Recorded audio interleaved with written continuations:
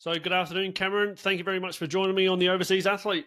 Good afternoon, Chris. It's been a while. We had a hiccup with me and work, but no, we're finally got it to happen, and no, I'm excited to have a chat, and I guess for you to delve into my career so far, and for me to hear your perspective on a few things as well. Definitely. No, as you say, you're back in Australia for a short time, so it's easier to catch you on the time frame now, which is Yeah, good. But yeah, so how we'll generally start is I'll just get you to jump into a little bit about who you are, where yeah, you were from, and where you're or how you've become an overseas athlete. yeah. I was born and raised in Stanthorpe, a country town in Queensland, and started playing football with my four brothers, and then progressively just made it through the ranks, and I got to Queensland trials when I was about 14 and made the Queensland Academy of Sport. And then from there, I didn't realise that the Raw Youth was a thing. Got invited to train with the Raw Youth, and I was there for 5.5 years.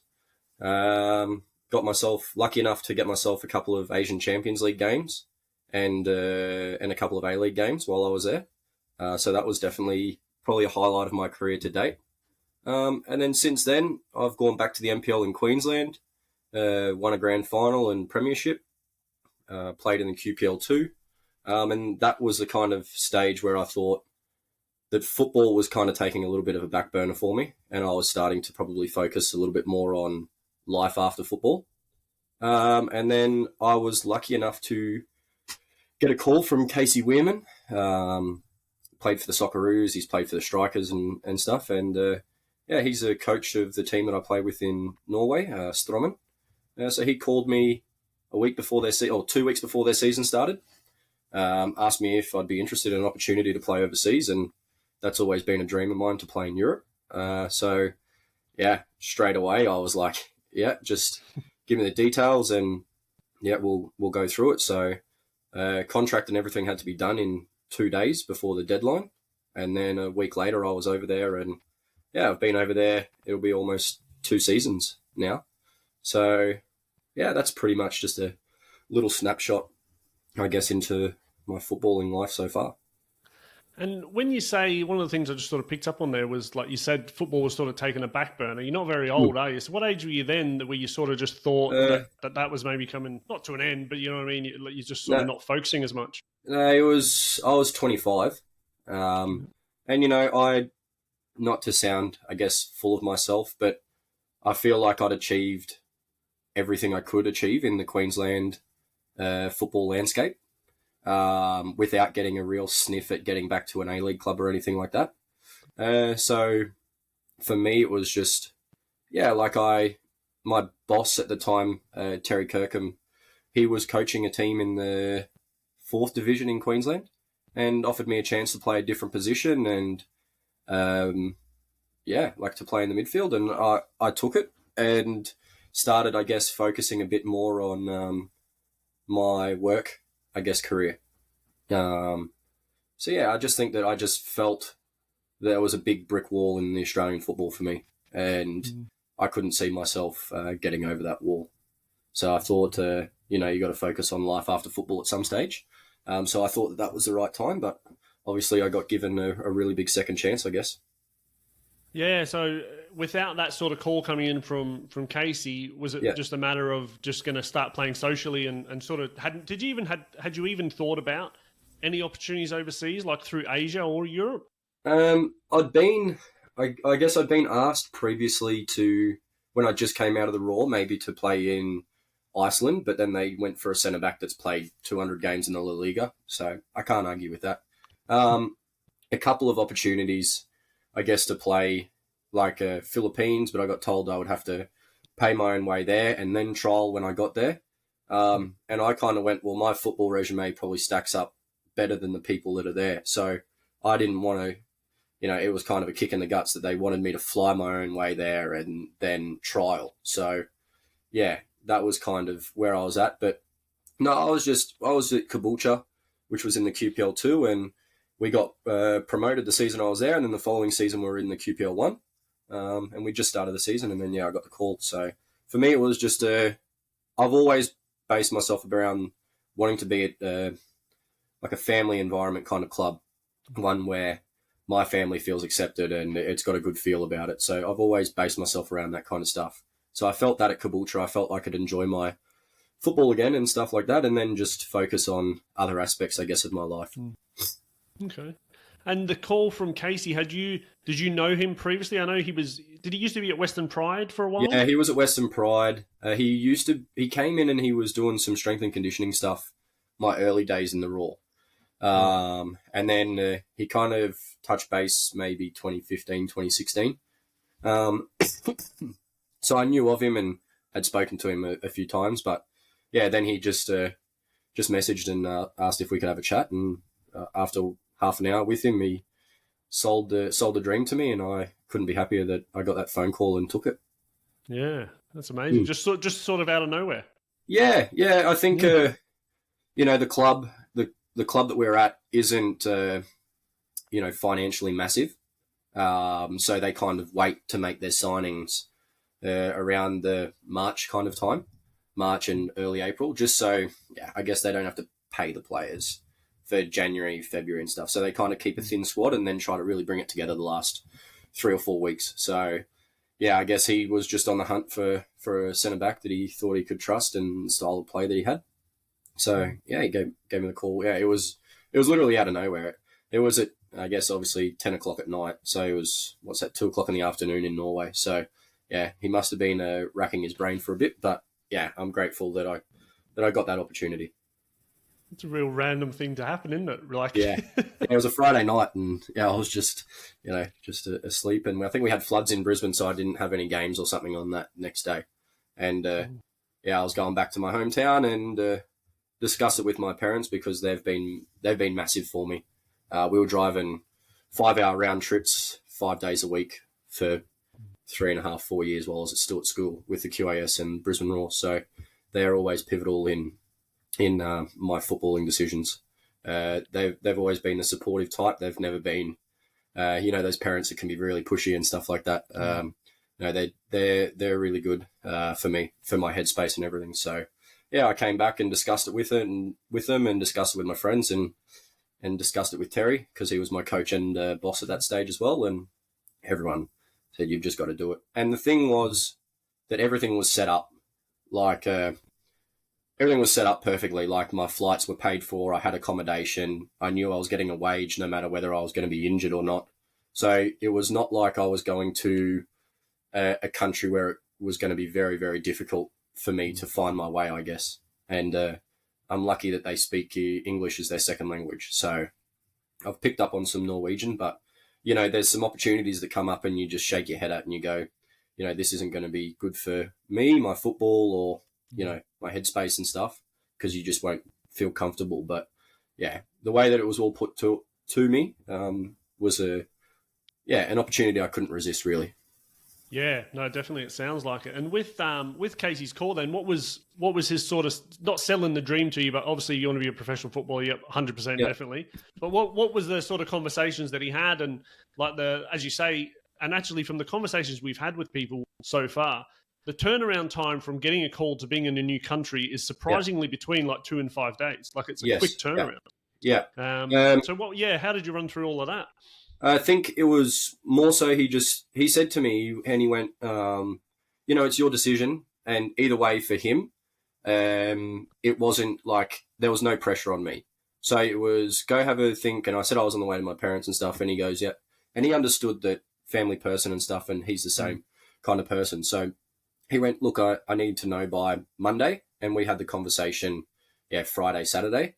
So he just said, go have a think about it. But I need to know by Monday so we can get the papers sorted. And it was pretty much that he kind of talked it in a way that to realize my dream that I wanted to play overseas and to be back in that professional environment. And when you're in that environment, anything can happen from there. And Europe is such a connected place with football, and you can have a good half a season, a good season, a good 2 seasons, and then something can happen just like that. So that was kind of, the way that he sold it. And we talked about the block in Australian football in the landscape where players and coaches and people aren't getting, the opportunities. So you have to source some other areas. And yeah, he said he looks after everything and he'll look after me. So that was all I needed to hear. And yeah, then it was just sign the contracts, and then he just said, as quick as you can get over. And I said, just give me a couple of days. I just need to clear out my room and stuff and organise a few things. And yeah, we had that conversation on the Wednesday after everything was signed, and by the Saturday I was on a plane over to Norway. So it happens very quick, and I think that that's the best way for things to happen, because then you're just straight in and you're amongst it kind of thing. So I like that it happened so quickly. Yeah, no, I know. It's definitely having that theme to it, especially in football. And the so you didn't have an agent, obviously, at that point. He looked after everything for you. And the contract and that, when it came across, did it all just look fairly standard? You were quite happy with how it also was sort of laid out? Yeah, I had a look at it, and it was all the basic stuff, you know. It had stuff in there, you know, where the players have obligations with the club to do some volunteer work and football school work. But I think that's the way that they do it over there. And the payments and everything like that. If you're injured and medical stuff and everything you need, it was all quite well stated in there that you'll get looked after and you won't be hung out to dry, really. So yeah, it was a good solid contract to just, you could read through and you could understand pretty straightforward what it was. Yeah, excellent. And it was like a full-time professional deal? Yeah, full-time professional. Yeah. It said on there 37 and a half hours a week or whatever, and that's what their working week is over there and everything. So yeah, full-time, so which was good. Yeah. And so what did you have to, in that short period of time, then you've signed it all, you said, yeah, here we go, it's Wednesday, you're leaving by Saturday. What did you have to sort of, other than pack up your room, say bye to mum and dad, etc.? Yeah. Is there anything you had to do over here or get yourself set up? I know you mentioned in your email about getting a personal number over there. Yeah. If you dive into that in a sec. But yeah, what were the sort of just little bits and pieces you might have had to think about? Yeah, I think it was more just like, you know, I've got a car loan over here. And just, you know, I guess it's the annoying stuff with your license and your voting and all that sort of stuff. Just all that background kind of stuff that you just got to be aware of. And then bringing, like, because I'm with Commonwealth Bank. So to access my money, go in there and get travel money cards, so then you're not charged like a fee for transaction fees and stuff like that. So then you can just load your cards through your app and stuff like that. And then it was just more with my phone, just pausing my plan on my phone. And yeah, just the nitpicky stuff with, my bank and then the few other things behind the scenes. Yeah. Yeah. Yeah, the little fiddly things, I know. But like that, things that can build up. If you've got 5 or 6 things to do in a short period of time, it is annoying. Yeah, and I'm lucky as well, you know. Mum's always keeping tabs on stuff and double checking you've done this and done that. So yeah, I'm lucky, you know. She's always been involved and knows what I need to do and double checks on everything. So yeah, very, very lucky to have her. Oh, excellent. Yeah. And what was your first impressions then when you landed in Norway? How did that go? Yeah, I landed there about 1:30 in the afternoon. Casey came and picked us up, and I had to wait about an hour and a half for my bag, so that was a bit annoying. But we got there, and it was still a bit of like snow on the ground and stuff like that. So I was like, oh no, this could be a bit of a tough time with the snow and stuff everywhere. But obviously they were just coming out of winter. And then Casey pretty much just drove me to the stadium, showed me around, and as soon as I got there, I was like, yep, cool, I can see myself playing here. I wasn't aware that majority of the pitches are artificial pitches in Norway, and that's a big talking point for their national teams and the top divisions and everything. But I've adapted to that. And then he just took me into Oslo, and just, I think having him there and having him as the coach made me be able to settle in a lot easier than it could have been without, you know, him. So I've never had an agent or anything like that. So, you know, having someone that I can trust and I know from Australia and everything like that made my life a lot easier. That's for sure. Yeah, no, definitely will. Again, from a few of the conversations we've had, when they've got that local person on the ground, and sometimes it might be another foreigner, or in this case, it's even better because he's a Brisbane boy and he can speak English and he's been there for a while. It does make a huge difference. And obviously, with English being the language as well, or, you know, the second language that they can all talk. Yeah, it definitely makes it a lot easier. That's for sure. And what about when you got to training? So how was your first day when you sort of rock up, meet your teammates, and get into training? No, it was good. There was another Aussie there, Aiden Harvey, but he's been in Sweden and stuff for quite a while. So he was very open and accepting and made me feel very comfortable. And all the guys they're all a good bunch of guys. And, you meet them and you feel a bit nervous and stuff. But once you get out into the field, like it started snowing. So, you got the long pants on, jacket, like long sleeve, everything. So, that's a shock straight to the system, considering that I landed the day before as well. So had a nice light session and got to meet everyone, and they're a very close-knit club. So, they made it very warm and welcoming for me, and all the guys that I've dealt with through there the last season and this season, they've all been fantastic. So, no, they're all a good bunch of guys. Yeah, it makes a huge difference, doesn't it? That allows you, I guess, to focus on your football and not have too many things to be concerned about off the field. Yeah, 100%. If you're feeling pretty comfortable on the field, then everything else will take care of itself, really. Mm. And so it's in Division 2 in Norway. Yeah.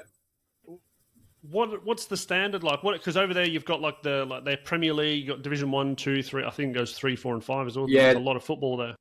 Yeah, they've got like the Elite Syrian, which is where like Nick D'Agostino and a few Australian boys have gone to. Yeah. And then they've got the Ubus League, which is like, the tier under that. And then they've got, second division, which is like the third tier, but it's split into 2 groups. And then under that, then you've got the third division, which is the 4th tier. And then there's 6 groups in that. So there's a lot of football over there. A lot of promotion, relegation going on, and a lot of opportunities.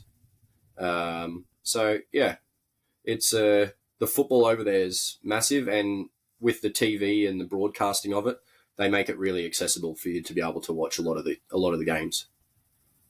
Yeah, so you've just got like that, Europe and the UK, you've just got football everywhere. It's on the news, it's on TV, it's in the papers, it's just everywhere. Yeah, they've got like a website, Director Sport, and you can pretty much watch from the Ubus League down to the 3rd tier, and they've got all the games on there kind of live.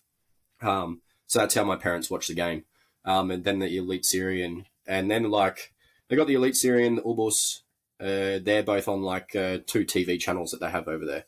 So then they play like a couple of games on the Saturday for the Elite Syrian, and then most of them on the Sunday, and then Ubus is like on a Monday. So they split it up quite well.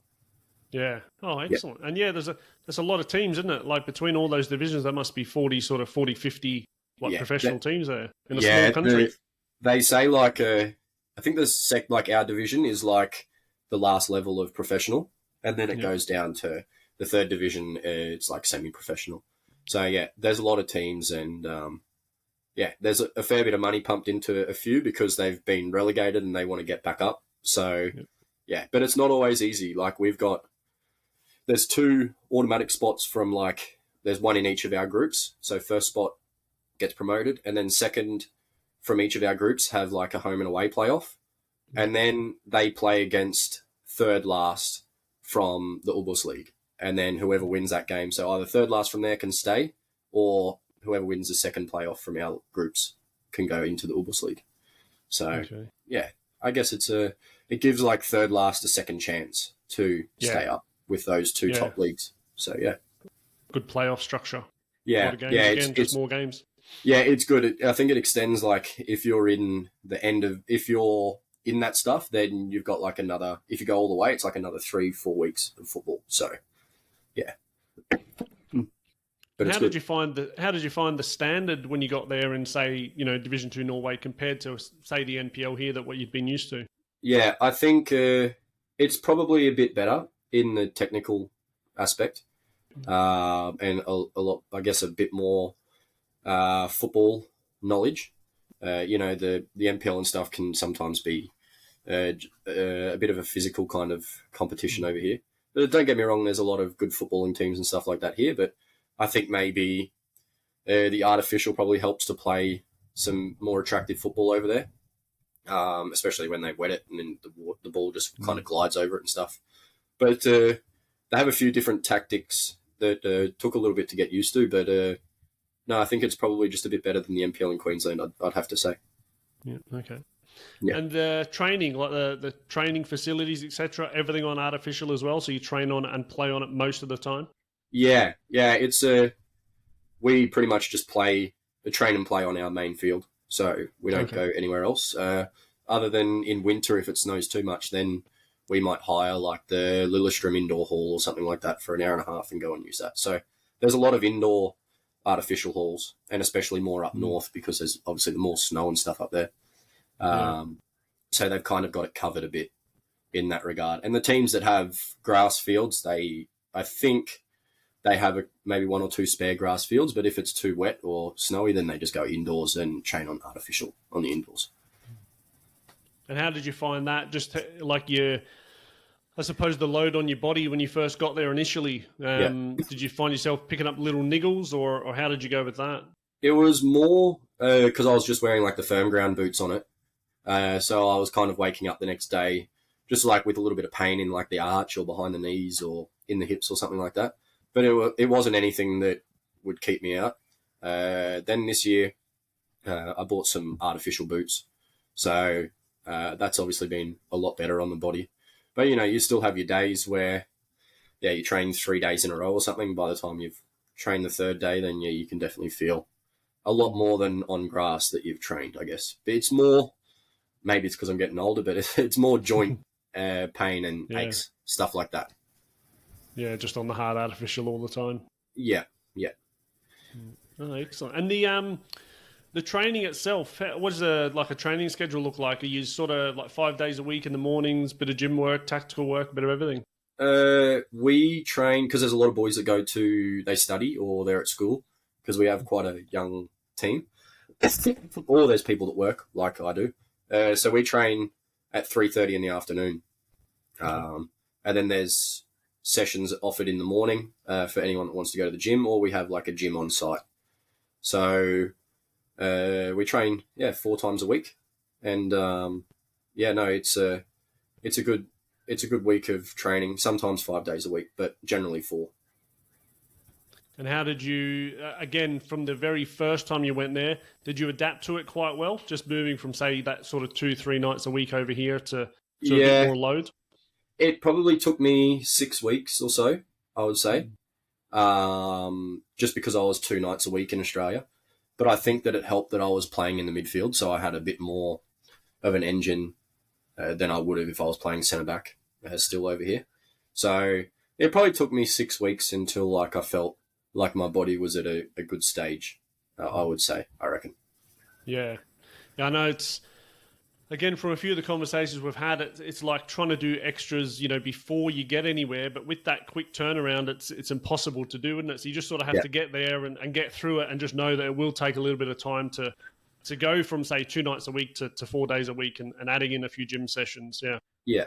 Yeah. I think I'm lucky. I kind of am pretty in tune with my body, and I guess I know what it kind of needs. And if I need to do a little bit more extra running after a session, if my body feels all right, then I'll do that.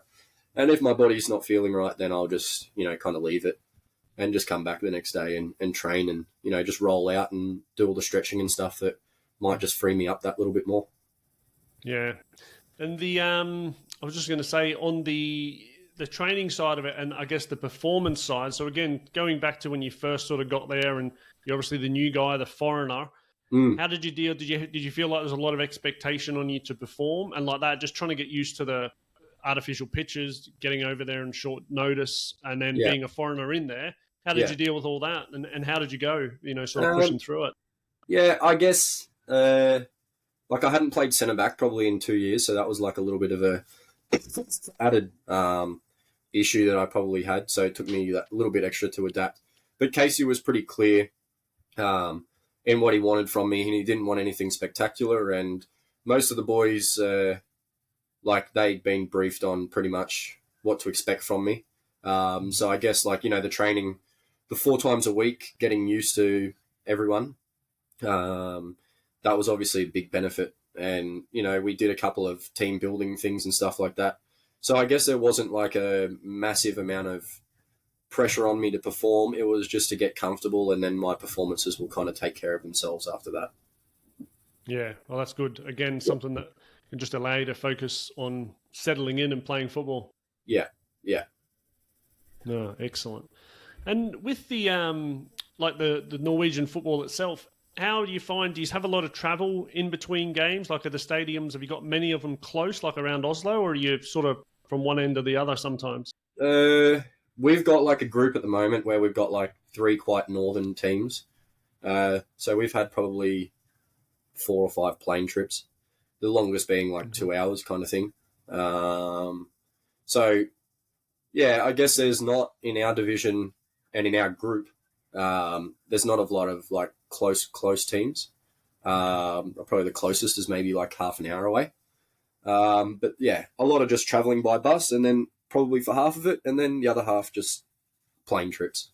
So I think the last game I played before I came back over here was a 50-minute plane ride. So, and then a 20-minute bus trip. So yeah, there's a bit of travel, but it's not like not a kind of shit travel. But you fly there. You can generally fly there and then fly back on the same day.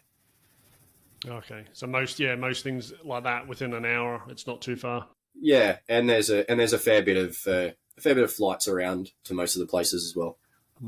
Well, that's good. Make it easy. Yeah. And the football itself around the different stadiums that you go to. What are the sort of sizes of crowds you play in front of, and like how much do they love it? In our division, we're probably playing 200-300 people, I reckon, on average. And you know, we've got a supporter group, and they really just kind of, I guess, live and breathe football in a way.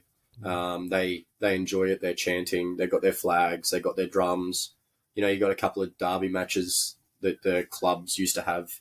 A derby back in the day when they were in the bigger leagues. So there's still a bit of like rivalry and passion there.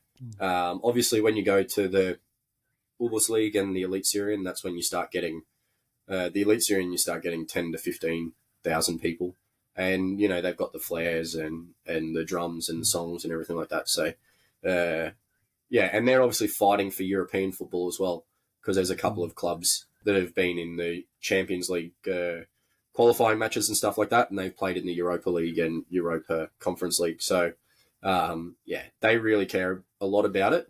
But one thing I've found out that they don't sell alcohol at the stadiums there. So that's like a big, I think it's a big positive for the game, I think, because then generally there's not, you know, I guess hooligans or 1 or 2 people that can ruin it for everybody. You know, they'll go to the pub before the game and have a couple of beers, go there, support the team, and then they'll go to the pub after the game. So I think that that's a nice cultural change. That, you know, they're selling, yeah, of course, they're selling their hot dogs and they sell popcorn and stuff like that. You know, just, I guess, some good snacky food to have at the stadiums. But, yeah, no alcohol, which I think's a big positive for the game over there, especially at the top league. Yeah, okay. And that sounds like what you said before about the players, Champions League, Europa League. So at least there's a really good, clear pyramid and pathway, I guess. If you're a team, like you said, there might be ones that put in a lot of money because they want promotion, and then they have that carrot of European football. Yeah. And do you find that, have you got a few clubs in your division where you can I guess you couldn't do too much research before you got there, but since you've been there, can you sort of just identify then who the big clubs are and the ones that are trying to achieve things? We played against them last year, and there's like Arendal, and then there's Lynn. Like, these guys are in the other group this year. They've all been at the big kind of level, and Strommen they'd been one of the clubs that had been in the Ulbus League for quite a long period of time. So there's a couple of those teams that had been in the Elite Syrian previously that have dropped down a couple of levels. That just, yeah, obviously the investors want to get back to that level and want to see the club back at that level. So I think it's good. I think it's good anytime people want to invest money into the game, because obviously that means people care. There's pressure that comes with that, but if there's people investing money into the game, then I think that if they do it the right way, then that can only be a good thing for football. Yeah, I know. And you can see the ones where the money comes in and the money goes out, how quickly they can prop up and then fall back down again. So it's good to be sustainable, I guess, in a way as well. Yeah, and it's good to know that they've got over there like an economics financial fair play thing. So if you're heading into the orange or the red zone, then, NFF, like the Football Federation, they're right on to the clubs and dock points, and they're right on to people about their financial positions. So they obviously want clubs to survive, but last year there was a club in our league that, had a debt and they hadn't paid it off, and so they just got booted from the competition. So we had one less team in our group. But it's good to know that the governing body is, grading each club and having a green light, an orange light, or a red light on them. And the clubs know about that. So, I think it's good. Yeah, that is good, because it can easily be financially mismanaged at any clubs at any level, but so it's good to have a governing body actually keeping track of it. Yeah, 100% it is. I think, it can only be a good thing having that. And have you found then, through obviously quite a good federation there, that everything is well organised and everything's well run? Yeah, they've got you come in for your match day, and every time there's the list of when timings are and when you need to be out for the warm-up, when you need to be back in, when you need to be out for kick-off and stuff like that. So it seems quite well run, and, well, from my position, it seems like the clubs are getting the information that they need to run a nice, smooth game day and stuff like that. Yeah, that's excellent. That's excellent. And what's the plans at the moment? So you're back in Australia just for a holiday for a little while? Yeah, I have my best mate's wedding on the weekend, so I'm back for 3 weeks. And I've missed out on a fair bit of stuff in football. But that there's some things I think that are important. Don't get me wrong, football's massive, and I still work my ass off every day, and I want to get to the next level and everything like that. But sometimes football just has to take a back seat for a second, and there's things that have been around a lot longer. So it was a good opportunity. I've been away for 9 months, and it was a good opportunity to attend the wedding of a best mate of mine and be able to see mum and dad again and just spend some time to recharge and re-go. When I go back over, we've got another month of games still, so I only miss out on 2 games. But I just think it was, for me, I've given up a lot in football, with football.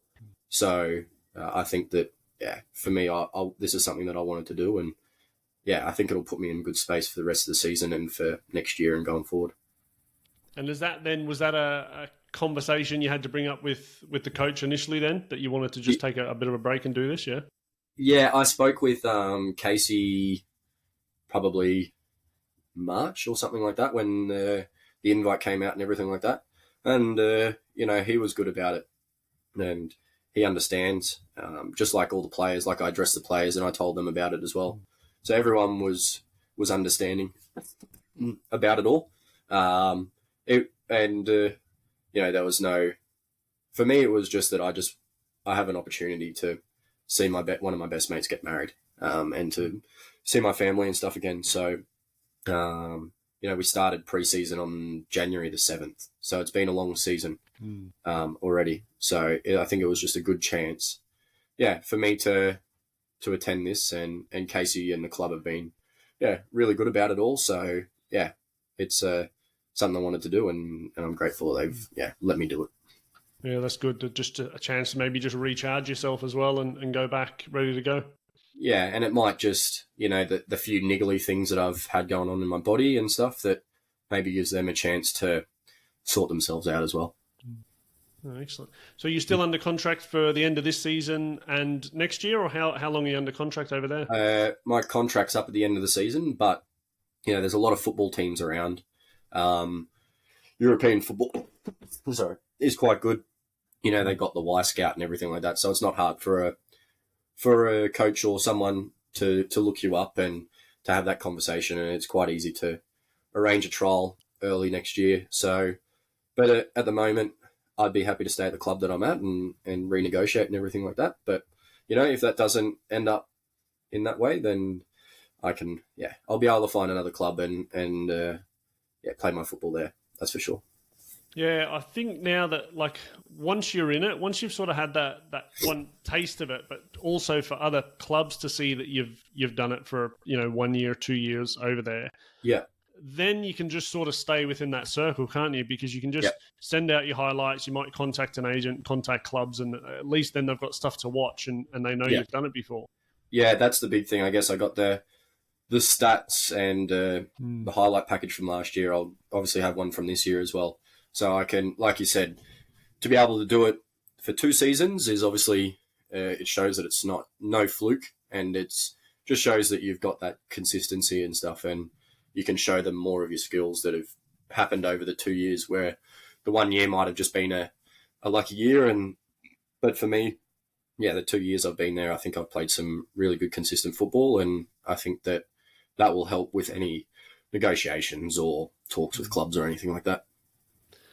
And on that then, so obviously, as you said, the idea is to stay where you are. You're happy there, which would be great. You know, are you going to approach them about this, or will they approach you in regards to signing a new deal? Casey usually does it. He did it last year as well at the end of the season after the season's finished.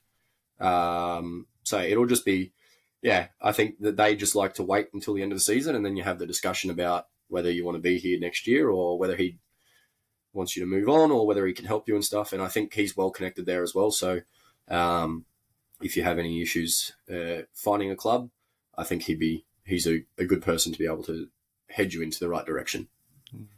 And you found outside of him, it's been a good networking, like a good football networking, being over there in Europe? Yeah, 100%. I've met some assistant coaches, some players, and especially younger players that you can see that they have the potential. And I think it's been good with the experience I've had to, kind of show them that, that if you have a bad game, then there's no point sitting in your room crying about it for a day or 3 days, because then you just beat yourself up for no reason.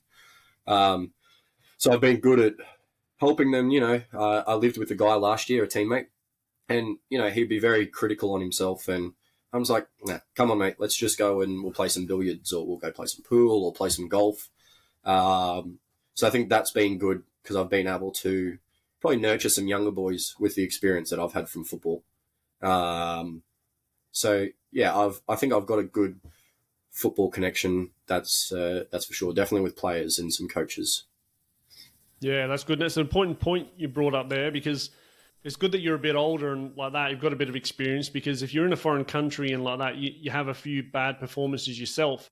Yeah, it can really affect you. You might not want to leave the house. You might just be like, and because you're there alone, it's just constantly on your mind, and like, I didn't play well today, or I didn't train well today. But like that, you've always got tomorrow, because you're training all the time. You can just, it's a bad day, you write it off and you go again.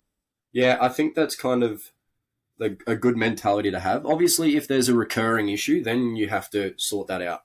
But if it just seems like it's an issue that pops up every now and then, and you just have a bad day, one of the days where you can't shoot to save your life, like everybody has those days. That's a thing that you just discard. You go home, you make yourself dinner, and you wake up the next day and you start fresh again.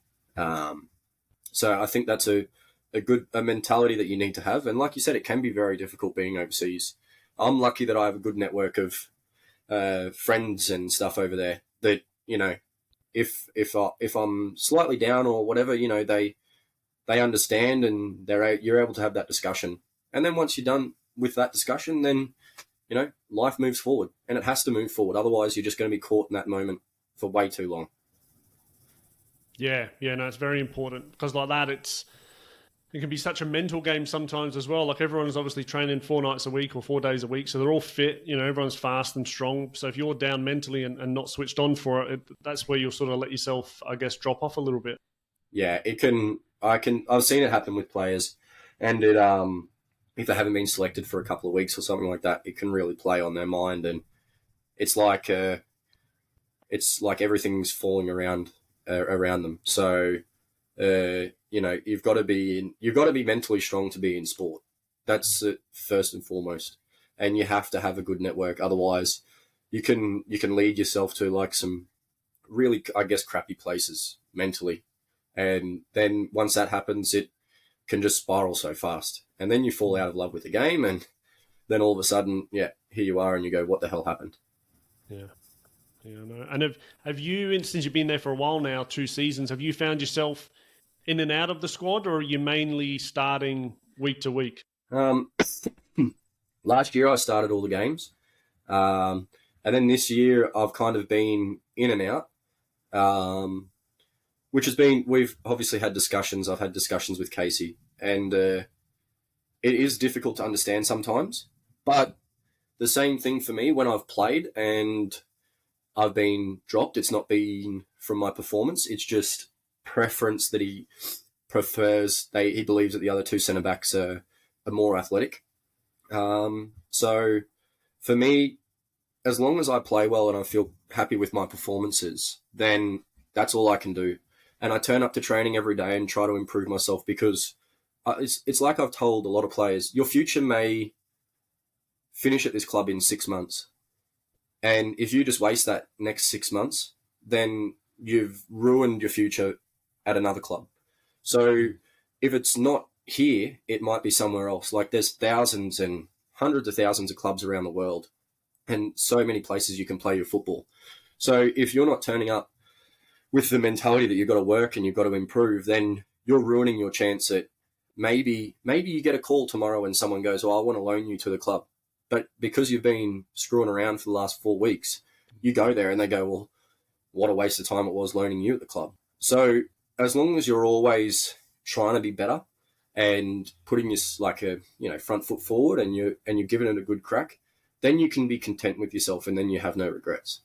So I think that's really big, that if you're out of the squad, your mentality's got to be, I want to get back in the squad, but it's also got to be, maybe my future's not here, but it might be somewhere else. So I've got to be the best version I can be for when that opportunity comes. So yeah, that's what I kind of work on when I've been out of the squad. Yeah, it's very true, because even though, and I say this a lot now, I sort of just keep coining this phrase, but even though it's a team game, making it to this level and these higher levels is an individual pursuit, because it's only you that can do it, and as you say, if you're out of the squad, it doesn't mean that someone else isn't watching, because as with the highlights you've got, the stats, someone might have earmarked you 6 months ago and you've got no idea. Yeah. And like that, if you just drop off and like, oh, well, this is shit, I'm not doing that anymore. But at least if you just keep driving, and different coaches have different opinions. As you say, you might play well, but the coach wants to go with 2 different guys this week for his reason, and he has to pick that. So you have to make sure you keep your levels high for the other 10 people that might be potentially watching you. You just never know. Yeah, sometimes you just have to bite your tongue and just respect the decision that's been made, and then just be the best version of yourself football-wise and around the change rooms. Because obviously, like, sometimes I've been told just before a training session, I've decided that, you've had a great couple of games, but I've decided that I'm going with someone else. And then you have to walk into the change room after that. And if you're sour when you walk in, then you just ruin the atmosphere and stuff in there. So you have to be aware of how infectious what you do is in the change rooms. And you don't want to be a cancer in the team, because the moment that you're a cancer in the team, the coach can see that. And then you just put a mark against your name, and then you're done.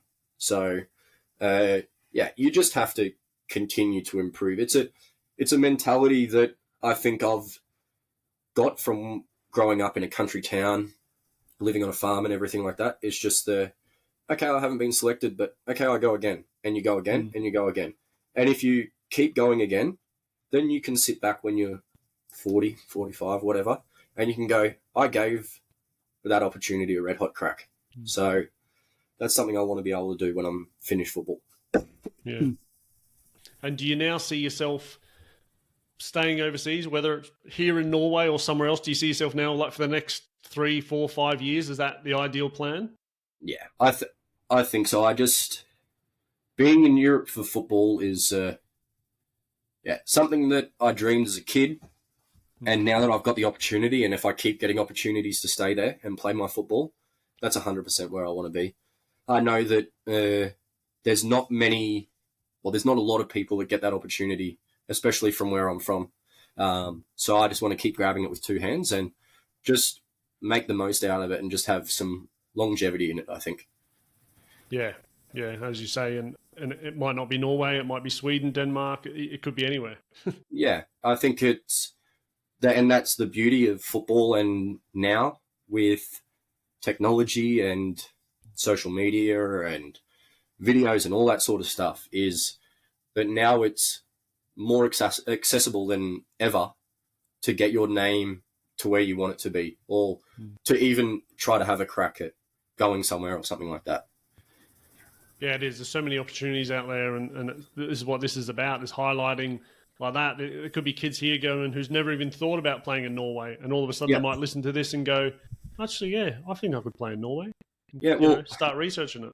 yeah, well, that's the biggest thing is I didn't really think of Norway as a country to play football. And then I got the opportunity to play there. And now I've travelled around it. I've seen the Northern Lights. I've made some really good connections with people there. Like, I really do love my life there.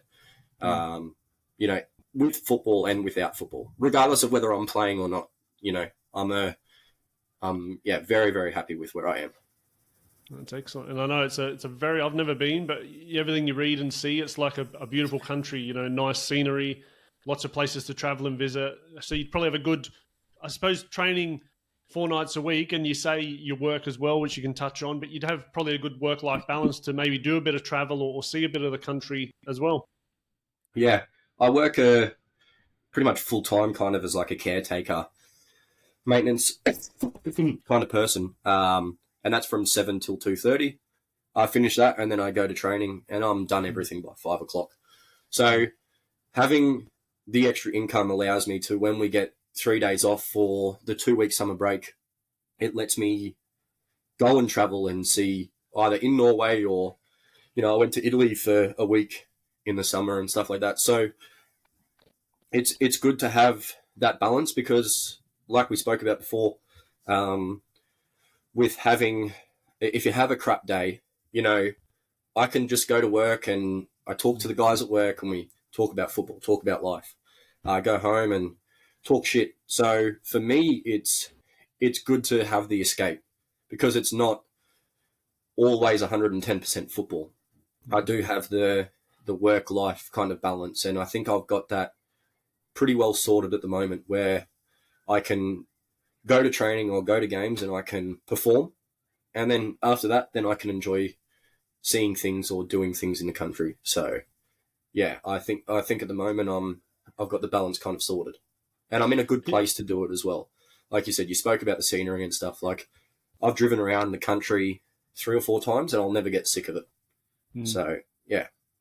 No, it's good. And with the second job that you mentioned, so with the Division 2 or say the one above, taking out the top league for now, can players earn a decent amount of money to live off? Yeah. Like last year I didn't have a job. And then we had a reduction in the financials the budget for the playing team. So this year I took a reduction in payment. And that was no stress for me because I'd had the job set up. But you can, it depends what you want to do because Norway is an expensive country. But, you know, if you're smart with your money and you budget and you go and look at the right things, you're sorted and you can definitely live off the football wages. But I think I'm lucky because of the football resume that I have and knowing Casey, that helped me with the wage that I've got. Yeah. Okay. And accommodation, did you say they paid for your flights over? Do they cover your accommodation? Yep. Yeah, so they sorted all that.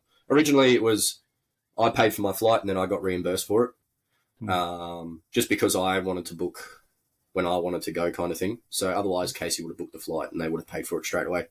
And then accommodation, just got over there and he put me in a couple of Airbnbs to start with, Casey did. And then with one of the other players, then we moved into like a apartment, I guess, together. And the football covered all of that. So, it was again, good. That's a huge help, isn't it, to have accommodation, not to worry about it. Yeah, because you know you've got a place and, you know, like, hey, Case is a really good guy, so he's not going to put you in a crap place with no windows or anything like that, like, because he wants you to feel comfortable. So I think that was good for me as well, being able to live with, like, a teammate last year. Because then we could just talk and, you know, the sun stayed up for so long, so we were going and playing golf at 7, 8 o'clock at night time in the summer. So that was good to just get away from everything and just go for a walk, play some golf and enjoy our time. I was going to say that you'd have your daylight till that sort of 9, 10, 11 o'clock at night there in summer, wouldn't you? Yeah, I think generally it was going down. You couldn't see any more at like 11:45. So that was in summer, and then the sun was coming back up at 3 o'clock. But what really tripped me out this year was I came back last year for 6 weeks at the end of November, December. And then I went back to Norway 30th of December, and right smack bang in the middle of winter. And, I was just chilling. We didn't have training for a week or two. And I was just going about my day, and then the sun went down. And I went, God, it's probably time for dinner. And so I made dinner, didn't look at the clock, and then I go, I'm getting a bit tired now. I probably should go to bed. It was only 4:30 in the afternoon. Like, the sun was coming up at 9:30 and going down at 3 o'clock in the afternoon. So that was a tough one to wrap my head around, especially because then I found out that up north in summer it's 23 and a half hours of sunlight, and then in winter it's 30 minutes of sunlight. So I'm glad that I am where I am. But if anyone is thinking about playing football up north, just understand that in Norway that the sun's either always up or never up. Yeah, that's incredible. Isn't it? That would be trippy. Yeah, yeah, that would definitely be tough. And I spoke to Harrison Sawyer, who's playing in Finland, and he's absolutely killing it. And he sent me a message at like 10 o'clock at night, and he goes, "How do you deal with like the sun being up so long?" And I said, "Harry, you've just got to go find yourself a big set of block-out curtains and just put them up in your room, and then you won't have to worry about it anymore." So, yeah. Yeah, I know, because like that, it'd be tough to sleep. You just have to just get used to it, wouldn't you? And make things happen that work for you. You just have to do it. Otherwise, you're going to spiral. Yeah, and you're not going to sleep enough. And one of the last thing I'll touch on, because I'm conscious of time and I know you got a lot on. You mentioned in your email about the personal number and how that took a bit of time to help you settle over there. Can you just explain a little bit about what that's about? Yeah, so I've got an Italian passport and citizenship, so that's why I can play football over there without needing visas or anything, because I've got the EU passport. And so for you to get paid, taxed, and to open a bank account and to have a plan on your phone and stuff, you need to have a personal number. So you have to go to like the taxation office and apply and show them all your papers, your contract and everything. And then they have to approve it. And they're kind of old school in the way that everything gets sent via mail. So it's nothing via email. So you have to wait for the mail to come to your, mailbox. But my problem was that I didn't have my name on the mailbox. So they didn't deliver it. And they didn't tell me about it. So it took probably 3.5 months, and we just thought we were waiting for them to approve it.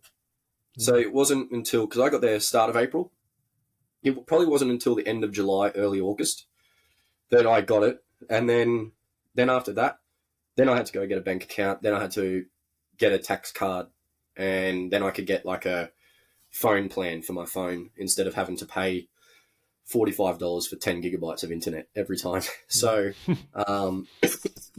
that took a bit of time, which was kind of annoying because they were just paying me into my Australian bank account, but they weren't taxing it because I didn't have a tax card.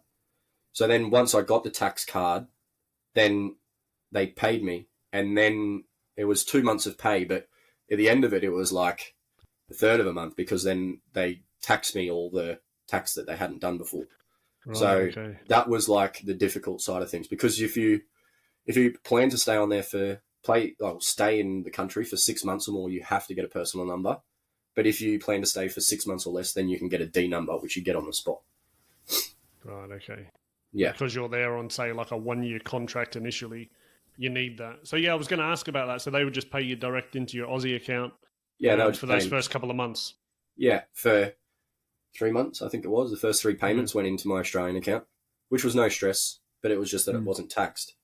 But then they also have something over there, which forgot to get mentioned to me, and that's no stress to me. But in June or July, one of the months, they have as like a holiday, because that's when a lot of people take 2 to 4 weeks off or whatever. And you don't get paid unless you've worked at that business or a previous business the year before. So they pay you like, I think it's like 11% or 12% of your previous annual earnings in that month to use for vacation money. So because I hadn't worked in Norway previously, in that month I got no money. Oh, and that's just something that happens in Norway. So even when I finish there, when I'm finished in Norway, the following June or July, when I've left, then I'll get a 10 or 12% of the annual salary from the year before. Right. Okay. So That's good. Yeah, that good was on, just good in your second year, not your first year. yeah, that was like the difficult thing, obviously, because that wasn't really spoken about a lot, and general knowledge for the rest of the people there. But if you don't know, then yeah.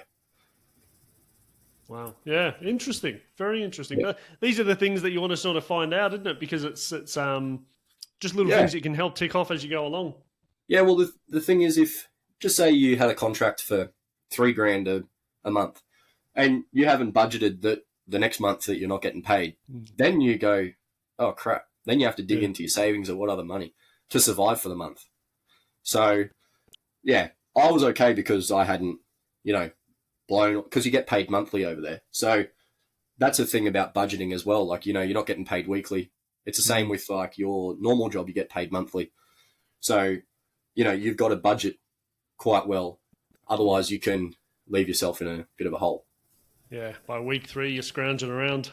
Yeah, you're trying to find noodles and it's, no good. But no, I've generally been okay with everything. So, yeah, I would say like overall, that was a difficult scenario, just waiting for my personal number and stuff because I couldn't really set myself up. But then once August, September hit, then I was set up and I had my bank account, I had my phone plan and I had everything. So then I felt, right, everything's sorted now, so I don't need to worry. Yeah, just everything's settled. Again, like you spoke about at the beginning with the fiddly things, you had to sort of stop on this end. It's the same fiddly things on that end to have set up. Then you got to pick it up. And it's the same, you can drive over there for 3 months on your Australian license. But then if you want to keep driving there, you have to go for your Norwegian license. But you have to do that within a year of when you took up residency there. So then you've just got to go and do the driving test. But if you fail that driving test, then you have to start from scratch. And starting from scratch is like $4,500 to $6,000 to get your license over there. Wow. So, yeah, that was a lot of pressure when I went for my driving test at the start of this year. And I only found that out because of my job. They wanted me to have a Norwegian driver's license. So, yeah, that I guess is something else that not a lot of people probably think about if you want to drive in the country. Yeah, you wouldn't, would you? I mean, you'd imagine your Aussie license will just get you by to start with, but it's good to know. Well, you drive on the opposite side of the car, opposite side of the road over there, so it took a little bit to get used to, but no, I'm proficient in that. And then when I went to drive the other day, when I got back from my trip, I was sometimes tripping out about where to turn and stuff like that because I was used to driving on the opposite side. Yeah, on the left side of the car. Oh, yeah. How cool. Yeah. Mate, that's fantastic. I really appreciate your time. That's been awesome. Before I let you go, have you got any sort of, from any other, I guess, advice or tips that you'd like to pass on, given your experience over the past few years to anyone listening? I think that we spoke about it a lot, and it's the mentality side. And I think if, it's cliche, but if one door shuts, it's not over. There's always another door open. So if you can get yourself a really good network of people, really, don't be afraid. Go kind of all in with it all. So then you can experience the full culture, the full experience. And maybe football finishes there after a year, but you've gained a lot of life experience and you've met some people and they might have a connection somewhere or something like that.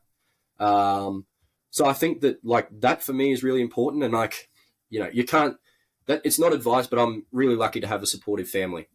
And, they've sacrificed a lot for me. So it's me trying to repay the faith that they've shown in me.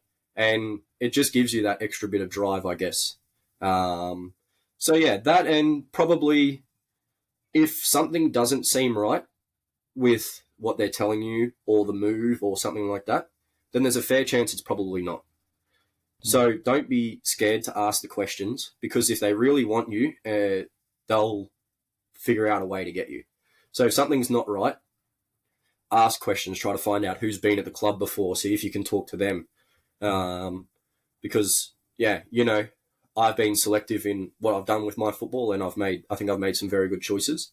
But then you know that there's a lot of people out there that haven't probably made great choices, and it's probably come back to bite them. So if something doesn't seem right, investigate it is probably like a big thing. And I think that you'd probably find that over your experience as well.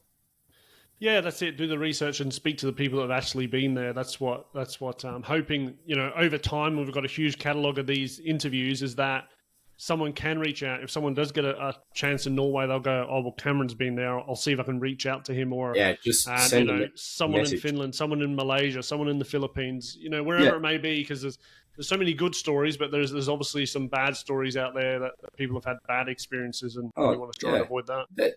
There's always good and bad, but I think a lot of footballers, and especially the people you've had, or athletes in general and coaches, they'll be open to a message to talk about their experiences. And if you have a specific question, like I said before, it's as accessible as ever to get into contact with someone. And if it's not talking to any of us, it's even talking to you, because I'm sure that you've gained a lot of knowledge and experience from talking to the people from all over the world in different areas of sport and life. So I'm sure that now that the network that you've created is such a powerful tool now for people. And I think that it's only going to get stronger with what you're doing, because now you're getting firsthand experiences about people. And maybe not everyone's going to have the same experience. Maybe someone's going to get benched the whole time that they're in the country. But if they've enjoyed their experience, they'll still be able to tell you about that, or tell you about certain aspects of it. Yeah, definitely. There's always something to pick up, whether it's good or bad. Yeah, 100%. But when you mentioned earlier about the network, I know you said being over there, you're surrounded by people, but what kind of social media, because I've spoke to a couple of people about this, do you use anything in particular for that football networking side of things that's been good or hasn't been good, or do you really bother about it? For me, I'm just always open on Instagram, I guess. It's not hard to see that I'm a football player.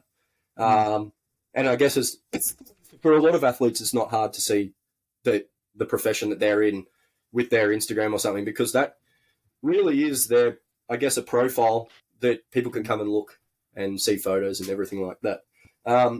So I guess that's probably where I get a lot of people talk to me, and I put up a lot of stuff about what I do, whether it's a story or a photo or something like that.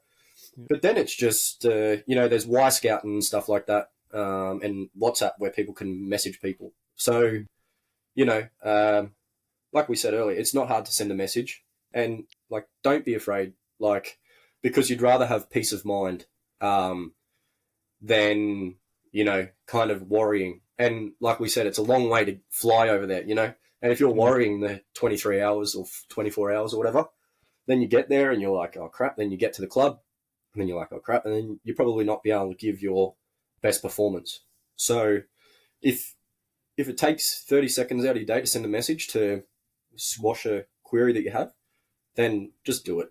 It's I think it's very easy to do. Yeah, just ask the question. Yeah, there's no harm in asking the question, I guess. No, that's it. And as you say, most people, I reckon 99% of people will be open to giving you an answer and like that, telling you about their experience. I'm getting people reach out to me on LinkedIn now, daily about this, because they want to know more, which is great. Yeah. And I guess, we mentioned earlier, this is the powerful tool that you've created. And like I said, people can talk to you, make a comment about their experience, comment about someone else's experience, and like we spoke about how accessible it is now. So you're in a really good spot now if you're an athlete and you want to try overseas, to give it a crack and send a message. No. Fantastic, mate. I know you've been struggling through this. You said you're a little bit virusy after a long trip back and hear your throat going, so I'll let you go and drink some water. But I really appreciate your time, Cameron. Enjoy the wedding while you're back, and all the best when you head back to Norway. Yeah, thanks, mate. I needed to get it done. And when I woke up this morning, I was in a world of hurt, but some Advil and Powerade kind of sorted me out for a bit. So, but it's been a pleasure to be able to talk about my story and just chat to you and chat to somebody that, wants to know things and to help people. And like I said earlier, you're creating such an amazing platform for people, and I can only say hats off to you for giving it a crack. And I hope that it continues to grow and to do big things, because it's an amazing thing that you're doing. And you've given me some things to think about and things to talk about, and I'm sure people that are going to listen to it are probably going to, have a giggle at a few things and seriously think about a few other things. So just as everything that you do. So, once again, thanks for having me on, and I appreciate, your time as well. No problem, mate. Thank you very much. Thank you for the kind words. Thanks, mate. Easy done. Awesome. Yeah.